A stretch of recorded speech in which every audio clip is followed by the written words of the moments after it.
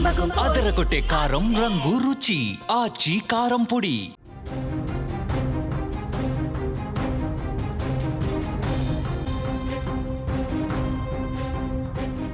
జూబ్లీహిల్స్ ఉప ఎన్నికలో కాంగ్రెస్ ఘన విజయం నమోదు చేసింది. మొదటిసారి ఎమ్మెల్యే అయ్యారు నవీన్ యాదవ్. రేవంత్ క్యాబినెట్లోకి ఆయన ఎంట్రీ ఇవ్వబోతున్నాడని చెప్పి ప్రచారం కూడా జరుగుతోంది. బీసీ కార్డుతో మంత్రివర్గంలో ఛాన్స్ కొట్టేయబోతున్నారు నవీన్ యాదవ్ అని ప్రచారం బలంగా ఊపందుకున్నటువంటి పరిస్థితి ఉంది. సో డెఫినెట్గా అలాంటి ప్రచారం జరుగుతున్న దాంట్లో వాస్తవం లేకపోలేదు. ఎందుకంటే యాదవ సామాజిక వర్గం నుంచి తెలంగాణ క్యాబినెట్లో ఒక్కరు కూడా లేనటువంటి పరిస్థితి ఉంది.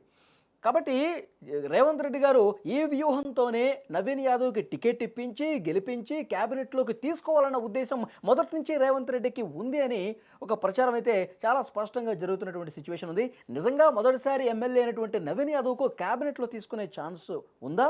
ప్రభుత్వంలో ప్రస్తుతం ఎలాంటి చర్చ జరుగుతోంది? దీని గురించి మనం మాట్లాడదాం. న్యూస్ రూమ్ నుంచి లైవ్లో జాయిన్ అయ్యారు బ్యూరో చీఫ్ విజయ్. మాట్లాడదాం విజయ్తో. విజయ్, ప్రస్తుతం జరుగుతున్నటువంటి ఈ ప్రచారాన్ని ఎంతవరకు నమ్మొచ్చు? అద్భుతమైతే విజయం అయితే నమోదైంది. జూబ్లీహిల్స్ నియోజకవర్గంలో గతంలో ఎప్పుడూ రానటువంటి మెజారిటీ నవీన్ యాదవ్కి వచ్చింది.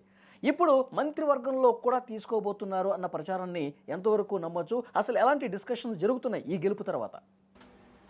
ఎస్, జూబ్లీహిల్స్ ఉప ఎన్నికల్లో నవీన్ యాదవ్ భారీ మెజార్టీని సాధించడం ఇప్పటివరకు కూడా జూబ్లీహిల్స్ ఏర్పడిన తర్వాత నియోజకవర్గంగా ఏర్పడిన తర్వాత ఈ స్థాయిలో ఒక మంచి మెజారిటీ అంటే దాదాపుగా 25,000 మెజారిటీ సాధించడం అనేది కూడా ఒక రకంగా కాంగ్రెస్ పార్టీ ఈ విజయానికి ఒక రకంగా మొత్తం క్యాడర్లో కూడా ఒక ఉత్సాహాన్ని ఇచ్చిందని ఖచ్చితంగా చెప్పాలి. అయితే బీసీ కార్డుని అనూహ్యంగా తెర మీదకి తీసుకొచ్చారు రేవంత్ రెడ్డి.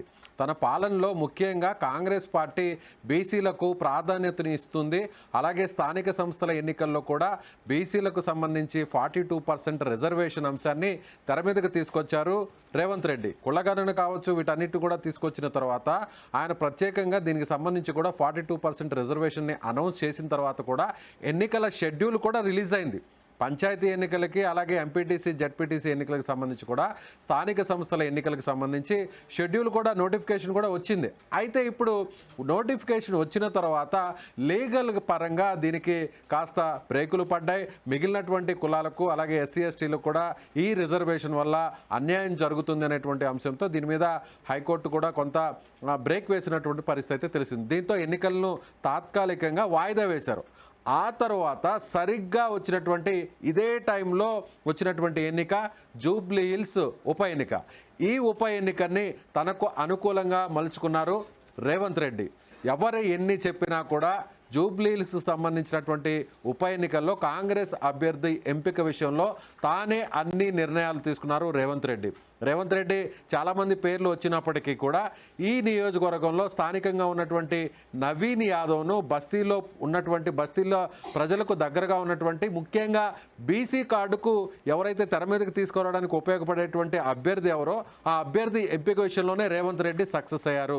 ఇదే టైంలో ఓవైపు స్థానిక సంస్థల ఎన్నికల్లో బీసీల ఓట్లను తమ వైపు తిప్పుకోవాలని అనుకుంటున్నటువంటి వ్యూహం పన్నినటువంటి ఈ టైంలోనే ఎన్నికలకు కొంత బ్రేక్ పడడం, ఆ వెంటనే జూబ్లీహిల్స్ ఎన్నిక రావడం, అప్పుడు నవీన్ యాదవ్ ఎంపిక జరిగిపోవడం, ఇదంతా జరిగిపోయింది. అయితే ఇప్పుడు ఆ తర్వాత ఎన్నికల్లో రేవంత్ రెడ్డి బైపోల్లో పూర్తిగా అన్నీ తానే వ్యవహరించి నవీన్ యాదవ్ గెలుపుకు ఆయన పూర్తి స్థాయిలో చక్రం తిప్పారనే చెప్పాలి. సో మంత్రులందరూ వచ్చినప్పటికి కూడా రేవంత్ రెడ్డి చేసినటువంటి సుడిగాలి పర్యటన, ఆయన చేసినటువంటి ప్రచారం, రోడ్ షోలో ఈ స్థాయిలో క్యాడర్లో ఉత్సాహాన్ని నింపడానికి, అదేవిధంగా బీసీ ఓట్లన్నీ కూడా అటువైపు మళ్ళడానికి కీలకంగా ఇక్కడ ఉపయోగపడ్డాయనేది మనం ఖచ్చితంగా చెప్పాల్సినటువంటి విషయం.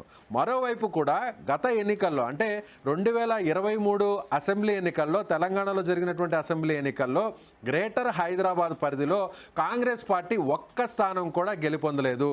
మిగిలినటువంటి అన్ని జిల్లాల్లో రూరల్ ఏరియాలో కాంగ్రెస్ పార్టీ విజయకేతనం ఎగరవేసిన, బీఆర్ఎస్ పార్టీకి చెక్ పెట్టినా కూడా గ్రేటర్ హైదరాబాద్లో, హైదరాబాద్ నగరంలో మాత్రం కాంగ్రెస్ పార్టీ బోని అయితే మాత్రం కొట్టలేదని చెప్పాలి. ఆ తర్వాత జరిగినటువంటి కంటోన్మెంట్ ఎన్నికల్లో కాంగ్రెస్ పార్టీ విజయం సాధించింది బైపోల్లో.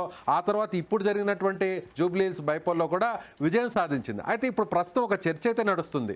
బీసీల ఓట్లను తమ వైపు తిప్పుకోవాలంటే మరికొన్ని రోజుల్లోనే జరగబోతున్నటువంటి స్థానిక సంస్థల ఎన్నికలు కావచ్చు, జీహెచ్ఎంసీ ఎన్నికల్లో కూడా తిరిగి కాంగ్రెస్ పార్టీ తన పూర్వ వైభవాన్ని ఇక్కడ మళ్ళీ తిరిగి తన పట్టును పెంచుకోవాలంటే నవీన్ యాదవ్ను తెర మీదకు తీసుకురావాలనేటువంటి ఒక వ్యూహరచనను రేవంత్ రెడ్డి చేస్తున్నారని చెప్పాలి. సో ఇప్పటికే ఆయన ఎన్నికల ప్రచారంలో కూడా జూబ్లీహిల్స్ బైపోల్ ప్రచారంలో కూడా కీలకంగా ఇదే అంశాన్ని ఆయన పరోక్షంగా ప్రస్తావించారు.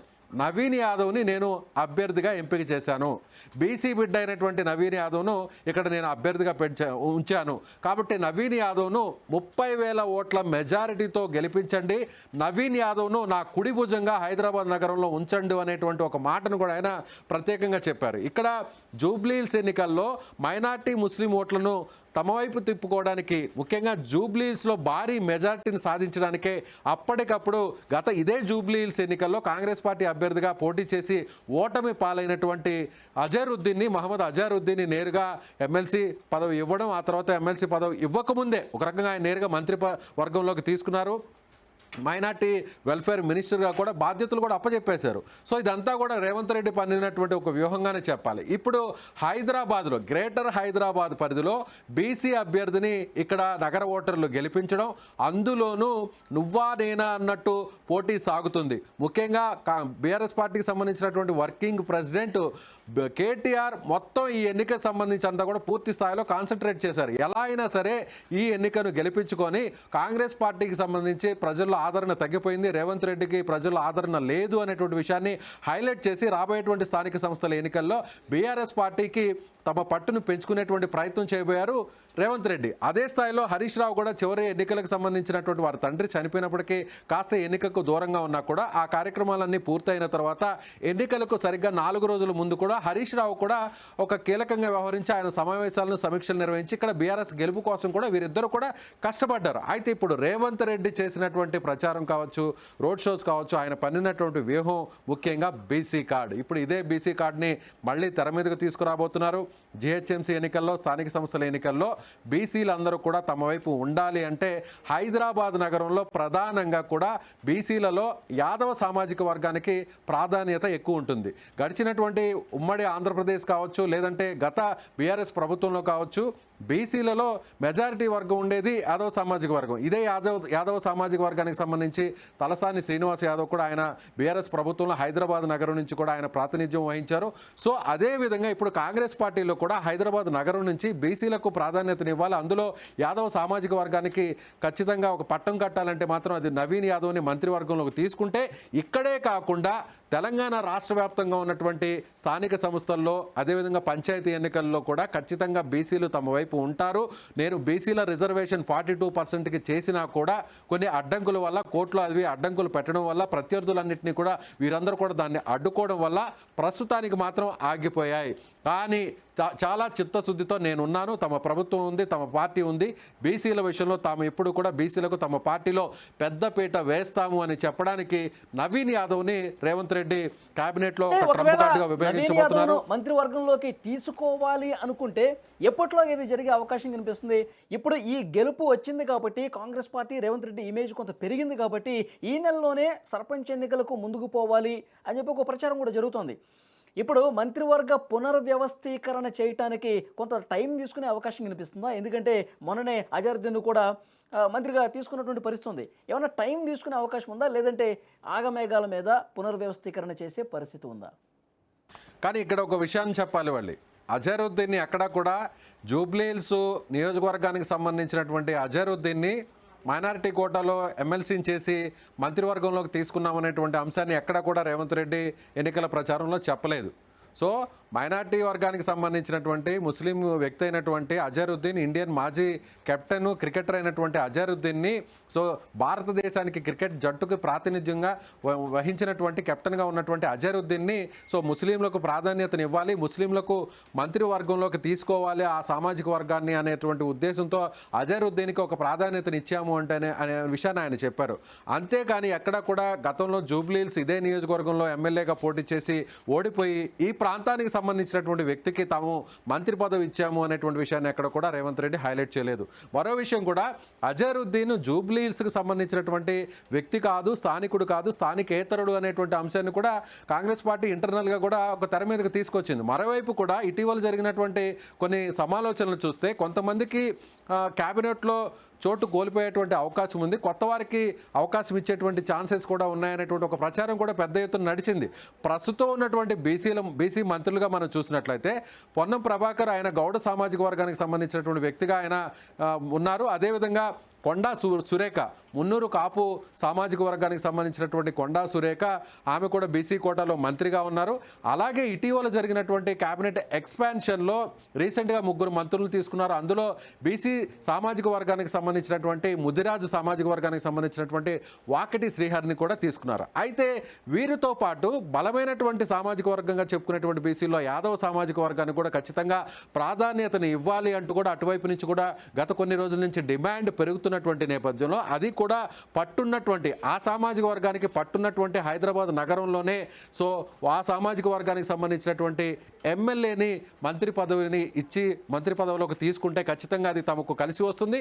మరోవైపు కూడా హైదరాబాద్ నగరానికి తమ ప్రయారిటీ ఎంత పెంచుతున్నాము, హైదరాబాద్ నగరంలో మీరు గెలిపించి పట్టం కట్టినటువంటి నవీన్ యాదవ్కు మంత్రివర్గాన్ని ఇస్తున్నాం, మంత్రివర్గంలోకి తీసుకుంటున్నాం కాబట్టి హైదరాబాద్ సిటీని కూడా డెవలప్ చేయాలనేటువంటి ఆలోచనతో తమ ప్రభుత్వం పార్టీ ఉంది అనేటువంటి ఒక మెసేజ్ని కూడా సో జిహెచ్ఎంసీ ఎన్నికల్లో కూడా కేడర్లోకి అలాగే ఓటర్లో కూడా పంపే ప్రయత్నం అయితే రేవంత్ రెడ్డి చేయబోతున్నారనేది కూడా చాలా స్పష్టంగా చెప్పాలి. అయితే ఇప్పుడు స్థానిక సంస్థల ఎన్నికలకు ముందు ఈ నిర్ణయాన్ని తీసుకుంటారా, లేదంటే స్థానిక సంస్థల ఎన్నికల తర్వాత నిర్ణయం తీసుకుంటారనేది ప్రస్తుతానికైతే క్లారిటీ లేదనే చెప్పాలి. ఇప్పటికే దీనికి సంబంధించి ఒక ఇంటర్నల్ ఇన్ఫర్మేషన్ అయితే వస్తుంది.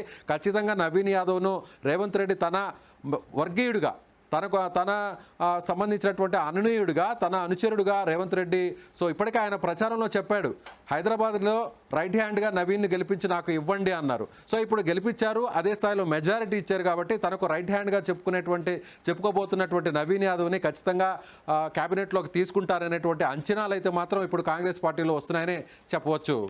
Valli thank you very much. అది జూబ్లీ హిల్స్ ఉప ఎన్నికలో కాంగ్రెస్ విజయం తర్వాత నవీన్ యాదవ్ బంపర్ విజయం సాధించిన తర్వాత జరుగుతున్నటువంటి చర్చ. యాదవ సామాజిక వర్గానికి సంబంధించినటువంటి నవీన్ యాదవ్ని ఎట్టి పరిస్థితుల్లో క్యాబినెట్లోకి తీసుకోవాలనే ప్రచారం చాలా బలంగా జరుగుతుంది. ఈ నెలలో జరుగుతుందా లేకపోతే సమీప భవిష్యత్తులోనే ఆయన క్యాబినెట్లోకి రాబోతున్నారు? యాదవ సామాజిక వర్గానికి పెద్దపీట వేసి రాబోయే ఎన్నికల దృష్టిలో పెట్టుకుని రేవంత్ సరికొత్త వ్యూహంతో ముందుకెళ్లే అవకాశం కూడా చాలా స్పష్టంగా కనిపిస్తుంది. అది ఎప్పుడు జరుగుతుందో కాలం సమాధానం చెప్పాలి.